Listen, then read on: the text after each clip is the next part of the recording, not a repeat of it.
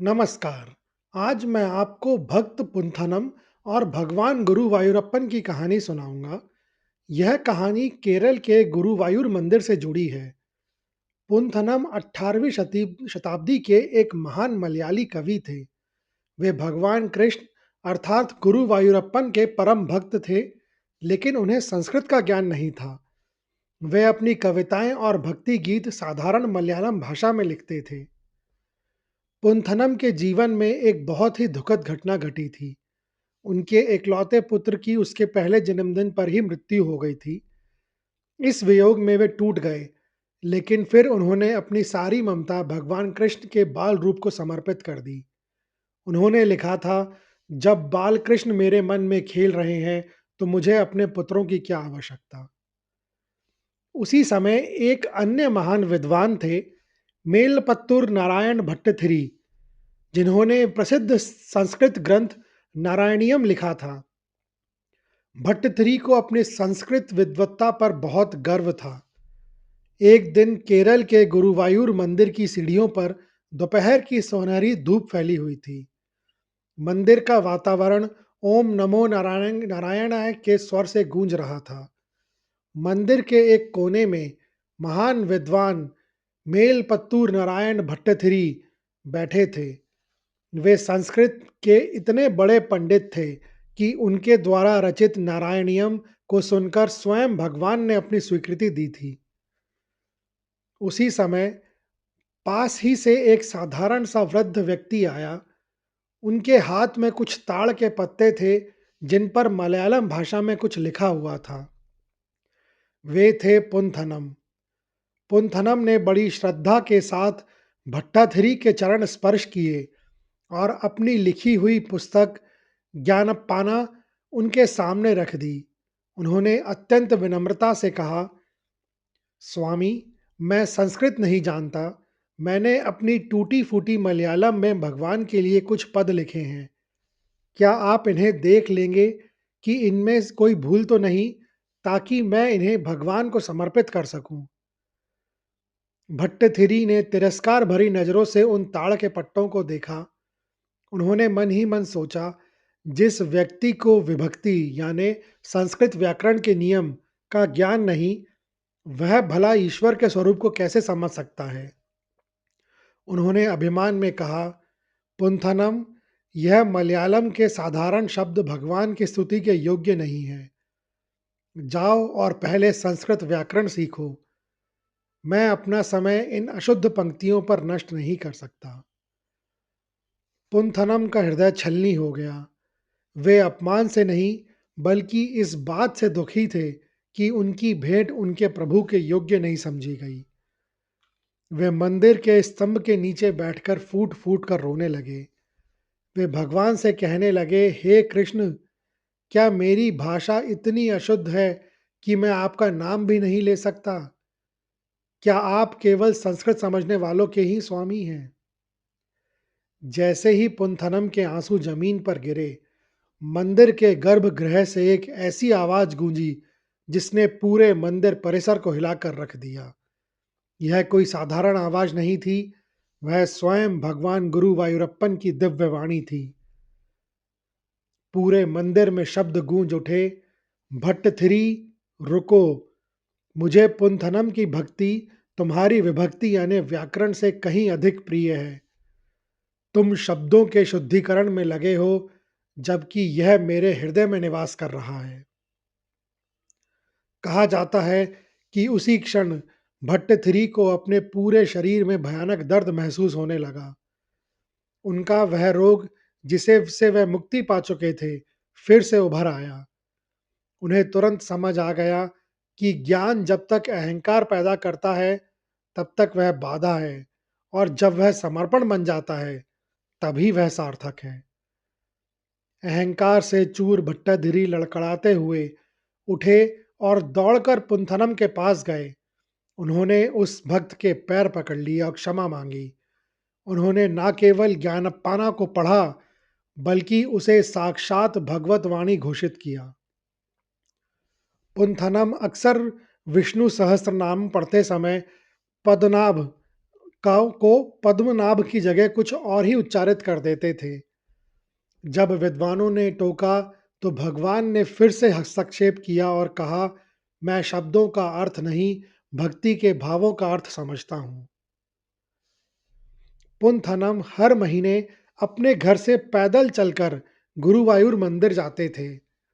उन दिनों रास्ता घने जंगलों से होकर गुजरता था। वहां जंगली जानवरों के साथ साथ दस्यु अर्थात डाकुओं का भारी आतंक था।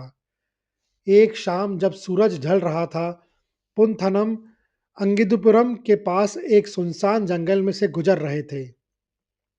अचानक झाड़ियों से निकलकर भयानक डाकुओं के एक गिरोह ने उन्हें घेर लिया। डाकुओं के हाथ में तलवारें और भाले थे। पुंथनम के पास धन के नाम पर कुछ भी नहीं था। उनके पास बस दो ही चीजें थी, एक छोटी सी अंगूठी जो उनके परिवार की आखिरी निशानी थी, और दूसरी भगवान कृष्ण की एक छोटी सी मूर्ति और उनके पदों वाली पुस्तक। डाकुओं ने उनका रास्ता रोका और सारा सामान देने को कहा। पुंथनम ने बिना डरे अपनी अंगूठी उन्हें सौंप दी, लेकिन डाकुओं को लगा कि इस बूढ़े ब्राह्मण ने कहीं सोना छुपा रखा है। वे उन्हें डराने धमकाने लगे। अपनी मृत्यु को निकट देखकर पुंथनम ने आंखें बंद कर ली और पूरी शक्ति से अपने आराध्य को पुकारा, नारायण, अच्युत, कृष्ण, मेरी रक्षा करो। जैसे ही डाकुओं ने उन पर हमला करने के लिए शस्त्र उठाए, अचानक घोड़ों की टापों की आवाजें सुनाई दी। अंधेरे को चीरते हुए एक वीर योद्धा घोड़े पर सवार होकर प्रकट हुआ। वह जमींदार के अंगरक्षक मंगटच्चन जैसा दिख रहा था। उस योद्धा ने अकेले ही अपनी तलवार के जौहर से सभी डाकुओं को खदेड़ दिया। पुंथनम की जान बच गई। कृतज्ञता से भरकर पुंथनम ने उस योद्धा के चरणों में गिर पड़े। उनके पास देने के लिए कुछ नहीं था, इसलिए उन्होंने वही सोने की अंगूठी जो डाकुओं ने उनसे छीन ली थी, उपहार स्वरूप उस वीर रक्षक को दे दी। घुड़सवार ने मुस्कुराते हुए अंगूठी ली और अंधेरे में गायब हो गया। अगले दिन जब पुंथनम गुरुवायूर मंदिर पहुंचे तो उन्होंने देखा कि वहां के मुख्य पुजारी और भक्त बहुत हैरान थे। मंदिर में भारी भीड़ जमा थी। पुजारी बोल रहे थे, आज सुबह जब मैंने मंदिर का गर्भगृह खोला तो मुझे भगवान की मूर्ति की उंगली में एक सोने की अंगूठी मिली। मंदिर के सारे द्वार रात को बंद थे, फिर यह अंगूठी कहाँ से आई? पुंथनम ने जब वह अंगूठी देखी तो उनकी आंखों से अश्रुओं की धारा बह निकली। वह वही अंगूठी थी जो उन्होंने जंगल में अपनी जान बचाने वाले घुड़सवार को दी थी। वे समझ गए कि उनका रक्षक कोई मंगटच्चन नहीं, बल्कि स्वयं गुरु वायुरप्पन थे, जो अपने भक्त की पुकार सुनकर दौड़े चले आए थे। कहा जाता है कि वह अंगूठी आज भी मंदिर के खजाने में सुरक्षित रखी गई है। पुंथनम अपनी वृद्धावस्था तक हर महीने गुरुवायूर मंदिर की कठिन पदयात्रा पैदल करते थे, लेकिन जैसे जैसे उनकी आयु बढ़ती गई, उनका शरीर जर्जर होने लगा। एक समय ऐसा आया जब पुंथनम इतने कमजोर हो गए कि उनके लिए अपने घर, जो कदम पुग्या के पास था, से गुरुवायूर तक का रास्ता तय करना असंभव हो गया। वे घर के आंगन में बैठकर रोने लगे। उन्हें इस बात का दुख नहीं था कि शरीर साथ नहीं दे रहा। दुख इस बात का था कि अब वे अपने बाल कृष्ण के दर्शन नहीं कर पाएंगे। उन्होंने भगवान से प्रार्थना की, हे कृष्ण, अब ये पैर मंदिर की सीढ़ियों तक नहीं पहुंच पाते। क्या अब मैं आपके दर्शन कभी नहीं कर पाऊंगा?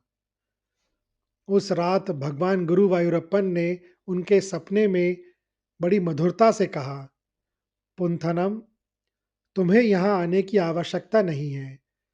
यदि तुम मंदिर नहीं आ सकते तो मैं तुम्हारे पास आ जाता हूँ। तुम्हारे घर के आंगन में जो बाएं हाथ की ओर दो खंबे हैं, मैं वहीं निवास करूंगा। तुम वहीं मेरी पूजा किया करो। अगली सुबह जब पुंथनम उठे तो उन्होंने देखा कि उनके आंगन के उन खंभों के पास वही दिव्य सुगंध आ रही है जो गुरुवायूर मंदिर के गर्भगृह में आती है। उसी दौरान गुरुवायूर मंदिर के मुख्य पुजारी को भी एक स्वप्न आया। भगवान ने उनसे कहा, मैं अब यहाँ पूरी तरह नहीं हूँ। मेरा एक अंश अब मेरे प्रिय भक्त पुंथनम के घर निवास कर रहा है। पुजारी इस बात की पुष्टि करने के लिए पुंथनम के घर पहुंचे। उन्होंने देखा कि पुंथनम एक साधारण खंबे की पूजा कर रहे थे और उनकी आंखों से प्रेम के आंसू बह रहे थे। पुजारी ने अपनी सूक्ष्म दृष्टि से देखा कि वास्तव में उस खंभे में वही तेज निकल रहा है जो मंदिर की मूर्ति से निकलता है। कहते हैं कि जब पुंथनम का अंतिम समय आया तो उन्होंने अपनी पत्नी से कहा, आज भगवान मुझे लेने आ रहे हैं। जो भी मेरे साथ बैकुंठ चलना चाहता है वह तैयार हो जाए। उनकी पत्नी को लगा कि वह भावुक होकर ऐसा कह रहे हैं, इसीलिए किसी ने उनकी बात को गंभीरता से नहीं लिया। पुंथनम ने स्नान किया, नए वस्त्र पहने और अपने घर के उसी आंगन में जाकर बैठ गए। कुछ ही क्षणों में वहां एक अलौकिक प्रकाश फैला और पुंथनम सशरीर गायब हो गए। आज भी उनके घर, जिसे पुंथनम इल्लम कहा जाता है, उसे एक पवित्र मंदिर की तरह पूजा जाता है। पुंथनम के घर में आज भी वह स्थान, वह खंबा मौजूद है। लोग मानते हैं कि गुरुवायूर के भगवान का एक अंश आज भी वहां निवास करता है। पुंथनम की प्रसिद्ध रचना ज्ञानप्पाना की मूल पांडुलिपि भी वहीं सुरक्षित रखने का प्रयास किया गया था। केरल के लोग आज भी उस वन मार्ग को पार करते समय पुंथनम के पदों का गान करते हैं, यह विश्वास करते हुए कि कृष्ण आज भी अपने भक्तों की रक्षा के लिए मंगटचन के रूप में आसपास ही हैं। आज भी गुरुवायूर मंदिर में पुंथनम की ज्ञानप्पाना की को उतनी ही श्रद्धा से पढ़ा जाता है जितना कि वेदों को। यह कहानी सुनने के लिए धन्यवाद। अगर आपको यह कहानी अच्छी लगी हो तो कृपया इस वीडियो को ज़्यादा से ज़्यादा लोगों के साथ शेयर करें, लाइक करें और चैनल को सब्सक्राइब करें। कमेंट्स बॉक्स में लिखें, जय श्री कृष्ण।